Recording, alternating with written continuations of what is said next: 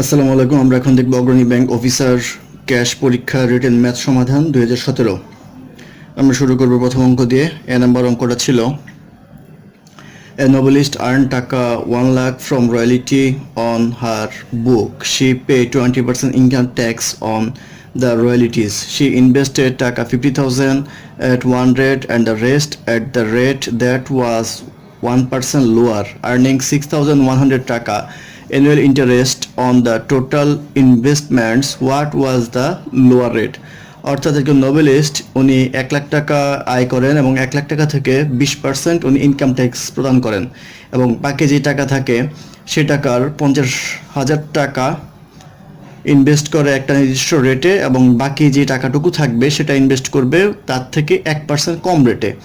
তো অ্যানুয়াল সে interest earn করে 6,100 টাকা। তাহলে তার টোটাল ইনভেস্টমেন্টটা ইন্টারেস্ট রেট কত ছিল সেটা বের করতে বলা হয়েছে এবং কোনটা কম ছিল সেটা বের করতে হবে। তো আমরা দেখব তার ইনকাম ছিল 1 লাখ, সেখান থেকে যেহেতু ট্যাক্স তার দিতে হবে 20%, সেহেতু এখান থেকে 20% বিয়োগ হবে। তো 1 লাখের 20% আমরা জানি 20,000। 20,000 মাইনাস হলে তার টাকা থাকে 80,000, 80,000। তো 80,000 টাকা সে ইনভেস্ট করবে, দুইটা ভাগে ইনভেস্ট করবে। একটা ইনভেস্ট করবে 50,000, আরেকটা ইনভেস্ট করবে সে 80 থেকে 50 গেলে থাকে হলো 30,000। বাকি 30,000 টাকা সে ইনভেস্ট করবে আরেকটা ইন্টারেস্ট রেটে। তো আমরা এখন ধরে নিব যে এই ইনভেস্টমেন্টটা যেহেতু দেওয়া আছে টোটাল বছর হচ্ছে সময় হচ্ছে 1 বছর, 1 বছর পরে তার আয়টা হচ্ছে 6,100 টাকা। তো সেই ক্ষেত্রে আমরা ধরে নেই এখানকার যে ইন্টারেস্ট রেট আছে, আর যদি চিন্তা করি এটা ধরি এক্স, আর বলা হচ্ছে যে এরপরে যে ইন্টারেস্ট রেটটা হবে বাকি টাকা সেটা হবে তার চেয়ে 1% কম, তাহলে এক্স মাইনাস 1%। তাহলে এটা হবে x%, এটা হবে x মাইনাস 1%। আর এই 50,000 টাকাটা হচ্ছে প্রিন্সিপাল অ্যামাউন্ট। আর এখানে আমাদের সময় এখানেও 1 বছর, এখানেও 1 বছর।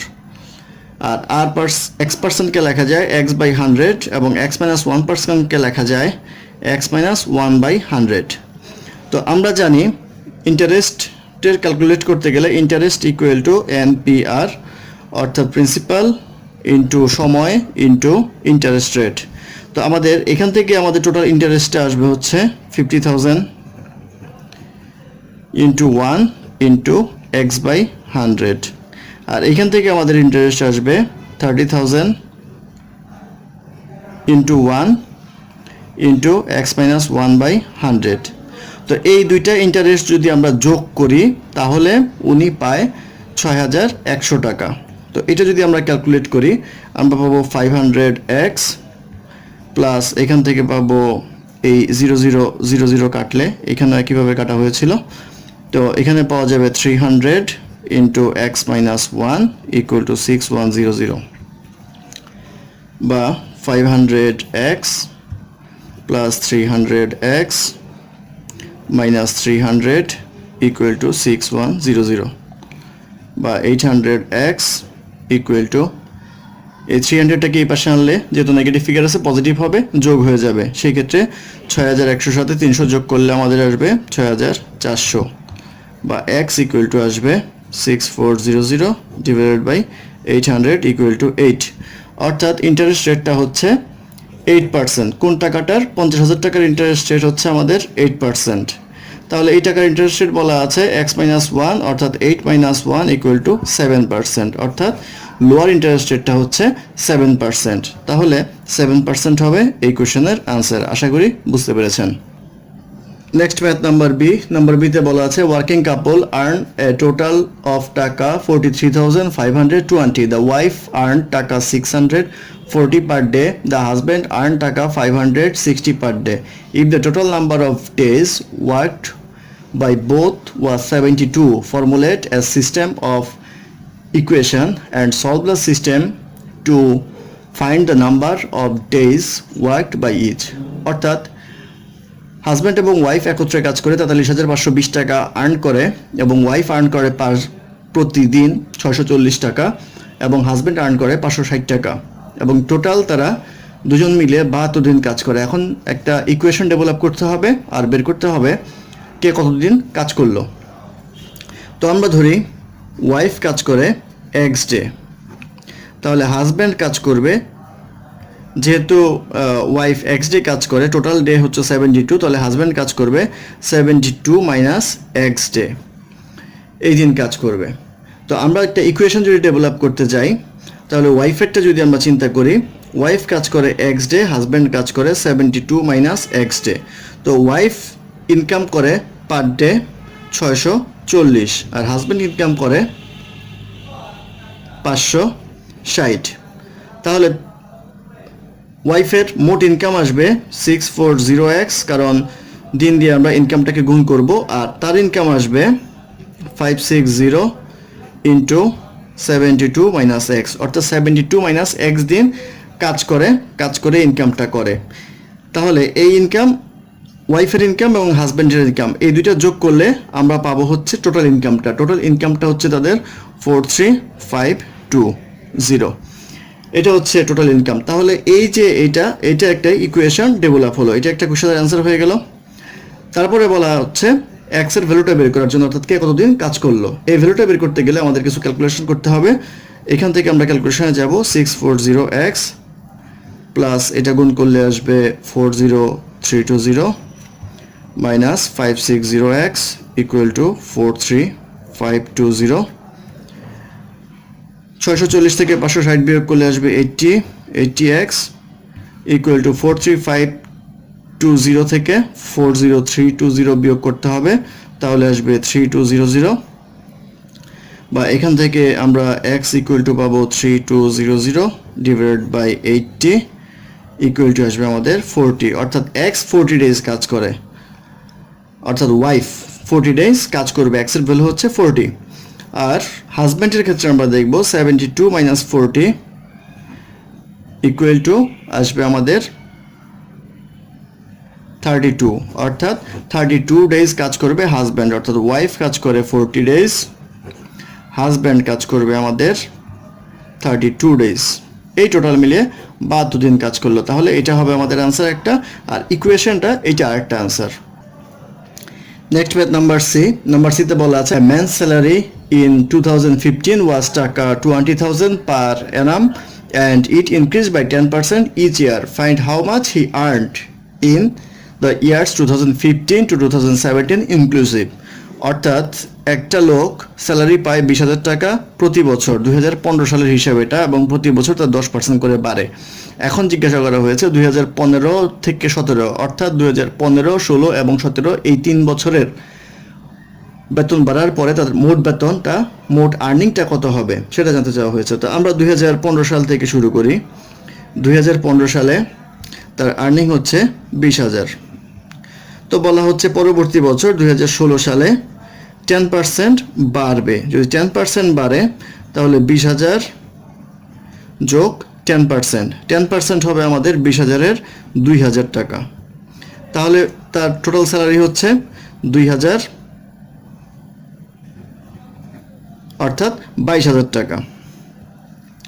তারপরে 2017 সালের হিসাব যদি আমরা করি, আবার বাড়বে 10% কিসের বাড়বে? গত বছরের বেতন, অর্থাৎ 2016 সালের বেতনে 10% বাড়বে। তাহলে এখানে হচ্ছে 22,000 প্লাস 22,000-এর 10%, 22,000-এর 10% আসবে 2,200। তো এটা যদি হয় তাহলে আসবে 24,200, অর্থাৎ 2017 সালে তার বেতন হবে 24,200। 16 সালের বেতন ছিল 22,000 আর 15 সালের বেতন ছিল 20,000। তো আমাকে বলা হচ্ছে 3 বছরের আর্নিং কত। ইনক্লুসিভ বলতে বোঝায় 15 এবং 17 ধরে নিতে হবে, অর্থাৎ 15, 16, 17 এই 3 বছরের বেতন জিজ্ঞাসা করা হয়েছে। তো সেই ক্ষেত্রে আমরা এটা যোগ করলে পাবো 66,200, অর্থাৎ 66,200 টাকা। এটাই হবে এই কোশ্চেনের অ্যান্সার। নেক্সট ম্যাথ নাম্বার ডিতে বলা হয়েছে prove that the some of the odd numbers from 1 to 125 inclusive is equal to the some of the odd numbers from 169 to 209 inclusive. অর্থাৎ 1 থেকে 125 পর্যন্ত বেজের সংখ্যাগুলোর যোগফল এবং 169 থেকে 209 পর্যন্ত বেজের সংখ্যার যোগফল সমান। অর্থাৎ 1 থেকে 125 পর্যন্ত বেজের সংখ্যা যোগ করলে যা হবে সেটা হবে 169 থেকে 209 পর্যন্ত বেজোড় সংখ্যাগুলি যোগ করলে যে যোগফল হবে তার সমান। তো এটা একটা ধারার অঙ্ক করতে গেলে আমাদের দুইটা সূত্র লাগবে। একটা হচ্ছে nতম পদ, অর্থাৎ 125 যে আছে সেটা কয় নাম্বার পদ সেটা একবার বের করতে হবে, আবার 209 কয় নাম্বার পদ সেটাও বের করতে হবে। আর একটা লাগবে ডি হচ্ছে ব্যবধান, এক পদ থেকে আরেক পদ। ব্যবধান হচ্ছে এখানে 2, যেহেতু সবগুলি বেজোড় সংখ্যার কথা বলা হয়েছে, অর্থাৎ একটা বেজোড় সংখ্যা থেকে আরেকটা বেজোড় সংখ্যার পার্থক্য হচ্ছে 2। তো আমাদের 1 থেকে 125 পর্যন্ত বেজোড় সংখ্যা লাগবে, আর এখানে লাগবে আমাদের 169 থেকে 209 পর্যন্ত। তো 125 কততম পদ সেটা আগে বের করতে হবে, আর 209 কততম পদ সেটা বের করতে হবে। তো প্রশ্ন বোঝার সুবিধার্থে আমরা লিখে দিই 1 + 3 + 5, এভাবে করতে করতে প্লাস 125 পর্যন্ত কত হবে সেটা বের করতে হবে। আর 169 + 171 + 173 প্লাস এভাবে করতে করতে 209 পর্যন্ত পদের যোগফল আমার বের করতে হবে। তো এখানে আমরা প্রথম পদ হচ্ছে এ, সাধারণ অন্তর ডি, এটা হচ্ছে 2। তো 125 কত নাম্বার পদ, অর্থাৎ কয়টা পদ এখানে আছে সেটা আগে বের করতে হবে। সেটা বের করার জন্য আমরা এটাকে ধরবো nতম পদ।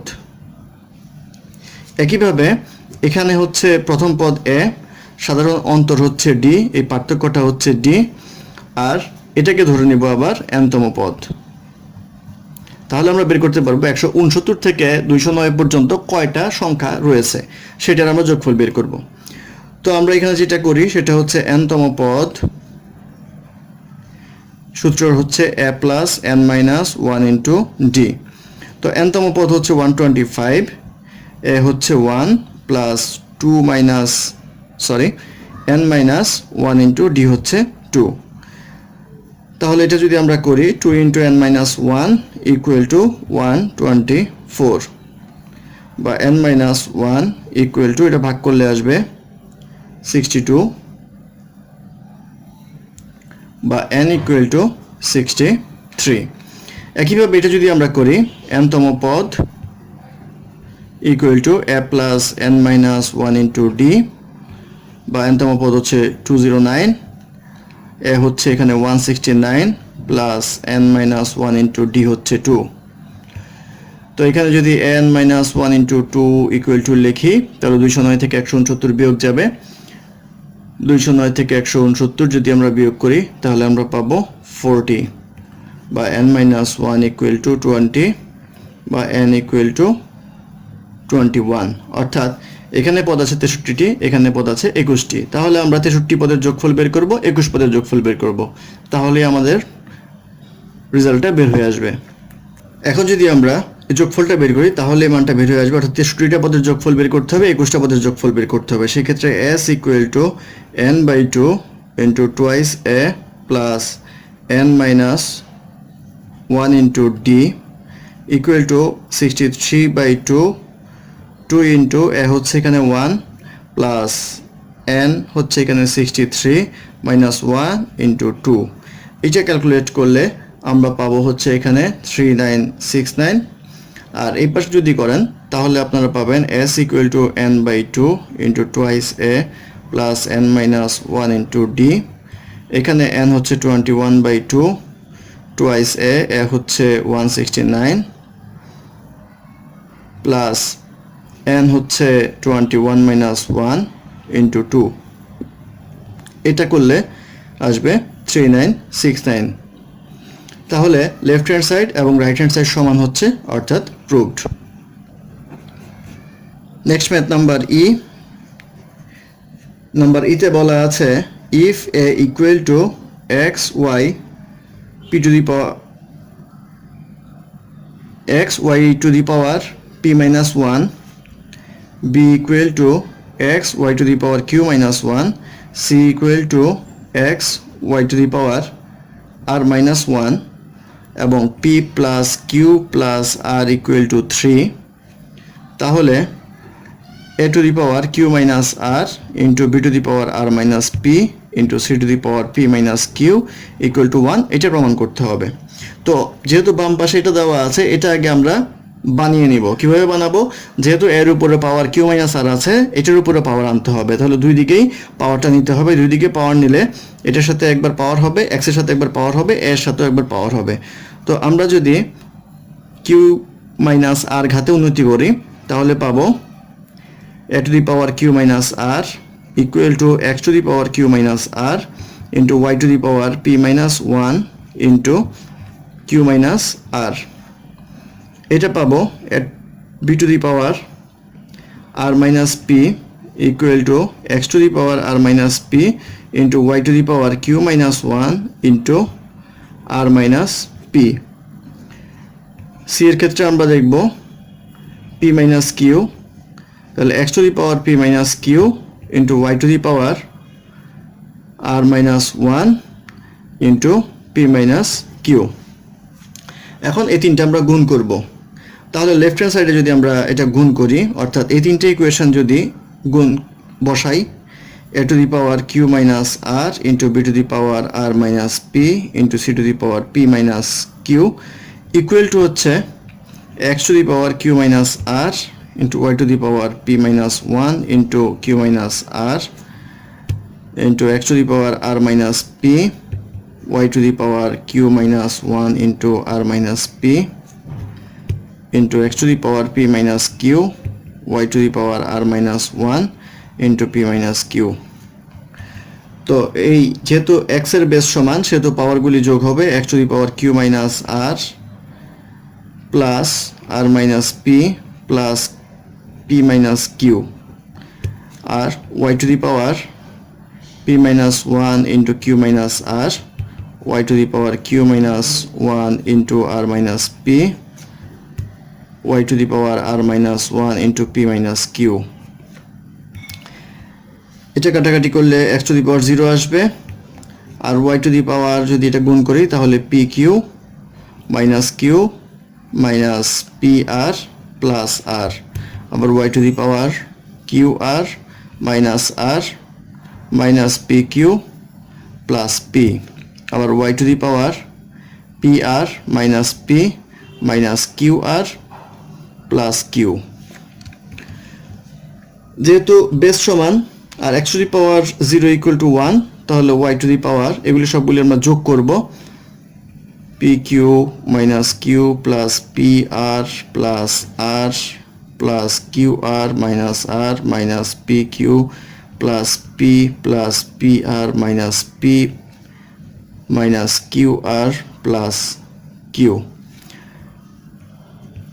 এখানে মাইনাস কিউ প্লাস কিউ এভাবে সবগুলি কাটাকাটি যাবে, কাটাকাটি গেলে Y to the power zero আসবে ইকুয়াল টু ওয়ান, অর্থাৎ এটি ইকুয়াল টু ওয়ান প্রমাণ করতে বলেছিল, আমরা মান বসানোর পরে দেখলাম ইকুয়াল টু ওয়ান আসলো, অর্থাৎ left hand side equal to right hand side প্রমাণিত।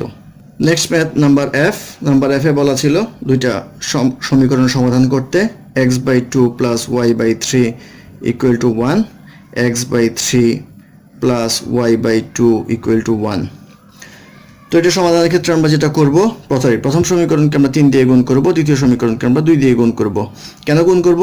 যাতে আমাদের একটা কাটাকাটি হয়ে যায়, অর্থাৎ প্রথম সমীকরণকে যদি 3 দিয়ে গুণ করেন তাহলে দেখবেন ওয়াই থাকে, দ্বিতীয় সমীকরণকে 2 দ্বারা গুণ করলে ওয়াই থাকে। সেক্ষেত্রে আমরা প্রথমটা থেকে দ্বিতীয়টা বিয়োগ করলে ওয়াই কাটা যাবে, আমাদের শুধুমাত্র এক্স থাকবে, অঙ্কটা ইজি হয়ে আসবে। তো যদি আমরা 3 দিয়ে গুণ করি তাহলে আসবে 3x by two plus y equal to 3, আর এটা আসবে 2x by three plus y equal to 2। তো এই দুইটা সমীকরণ একটা থেকে একটা বিয়োগ করেন তাহলে পাবেন 3x by two minus 2x by three equal to 3 মাইনাস 2। লসাগু হবে 6, তাহলে 9x minus 4x equal to 1, বা 5x ইকুয়াল টু 6, বা x ইকুয়াল টু 6 বাই 5। এই x এর ভ্যালুটা এই ইকুয়েশনটা বসিয়ে দিন, তাহলে y ইকুয়াল টু 3 মাইনাস 3x বাই 2 লেখা যায়, তাহলে 3 মাইনাস 3 বাই 2 ইন্টু 6 বাই 5, কাটাকাটি করলে আসবে 3, তাহলে কাটাকাটি করলে আসবে 3 মাইনাস 9 বাই 5, তাহলে 5 লসাগু হলে 15 মাইনাস 9 ইকুয়াল টু 6 বাই 5, অর্থাৎ x ইকুয়াল টু আসবে 6 বাই 5, y ইকুয়াল টু আসবে 6 বাই 5, তো 6 বাই 5 কমা 6 বাই 5, এটাই হবে ইকুয়েশনের অ্যান্সার। তারপর অঙ্ক নাম্বার জিতে বলা আছে hemisphere and a right circular cone on equal base আর of equal height, find the ratio of their volumes. অর্থাৎ হেমিস্ফিয়ার হচ্ছে আমাদের অর্ধগোলক, গোলকের ক্ষেত্রফল হচ্ছে আয়তন হচ্ছে 4/3 পাই আর কিউব, তাহলে অর্ধগোলকের আয়তন হবে 2/3 পাই আর কিউব। আর কোণের কথা বলা হচ্ছে, কোণের ক্ষেত্রে আমরা জানি 1/3 পাই আর স্কোয়ার এইচ। এখন যদি আমরা একটা চিত্র কল্পনা করি তাহলে হেমিস্ফিয়ারটা এরকম হবে, অর্থাৎ এটা আর, যেহেতু এটা বৃত্তাকার সেহেতু এটাও আর হবে, হাইটটাও আর হবে, আর এটার হাইটও ওইটার হাইটের সমান, সেহেতু এটা এই হাইটটা আর হবে এবং এই ব্যাসার্ধটাও আর হবে, অর্থাৎ এটা এবং এটা সমান হবে। সেক্ষেত্রে এইচ এর ভ্যালুটা আমরা আর ধরতে পারি। এইচ এর ভ্যালু যদি আর ধরি তাহলে আমাদের আসবে 1/3 পাই আর স্কোয়ার ইন্টু আর, আর এটা আসবে 2/3 পাই আর কিউব। তাহলে অনুপাত বের করতে হবে 2/3 পাই আর কিউব অনুপাত 1/3 পাই আর কিউব। তো পাই আর কিউব আর কিউব কাটাকাটি গেলে আমাদের আসবে 2/3 1/3, দুই পক্ষে যদি আমরা 3 দিয়ে গুণ করি 6:3 ইকুয়াল টু 2:1। অথবা আরেকভাবে করতে পারেন, সেটা হচ্ছে 1/3 যদি উভয় পক্ষ থেকে বাদ দেন তাহলে 2:1 আসে, অর্থাৎ 2:1 হবে এই প্রশ্নের উত্তর। ধন্যবাদ আমাদের সাথে থাকার জন্য। আমাদের চ্যানেলটি ভালো লাগলে লাইক, কমেন্ট, শেয়ার এবং সাবস্ক্রাইব করবেন, এবং আপনাদের কোনো মতামত থাকলে সেটা কমেন্ট বক্সে অবশ্যই লিখবেন। ধন্যবাদ।